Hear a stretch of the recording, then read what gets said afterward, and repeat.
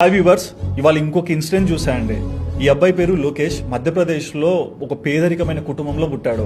కష్టపడి చదువుకొని మెరిట్స్లో పాస్ అయిపోయి రైల్వేలో సెంట్రల్ గవర్నమెంట్ జాబ్ తెచ్చుకున్నాడు. నెలకి ₹1,00,000 జీతం. లైఫ్ అంతా బాగుంటుందనే ఒపీనియన్తో 2023లో పెద్దలందరూ కలిసి ఈ అబ్బాయికి పెళ్లి చేశారు. అండ్ ₹1 కట్నం తీసుకోకుండా, ఏం ఆశించకుండా మంచి అమ్మాయిని పెళ్లి చేసుకున్న సంతోషంలో ఉన్నాడు. కానీ సంతోషం ఎక్కువ రోజులు నిలవలేదు. ఏం జరిగిందో తెలుసా? పెళ్ళైన కొన్నాళ్ళ నుంచి ఆ అమ్మాయి నాకు ఇంకా డబ్బు కావాలి, నేను అది కొనుక్కోవాలి, ఇది కొనుక్కోవాలంటూ అబ్బాయిని ప్రెషర్ చేయడం స్టార్ట్ చేసింది.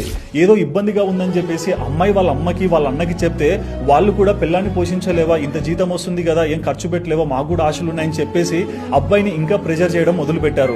ఈ దెబ్బతో మనోడు పోలీస్ స్టేషన్కి వెళ్ళి కేసు ఫైల్ చేద్దామన్నా నీ దగ్గర ఏం ప్రూఫ్ ఉందని చెప్పేసరికి ఇంటికి వచ్చి ఒక కెమెరా పెట్టి అందులో అతని వైఫ్ వాళ్ళ అమ్మ ఎలా టార్చర్ చేస్తున్న విషయాన్ని రికార్డ్ చేశాడండి.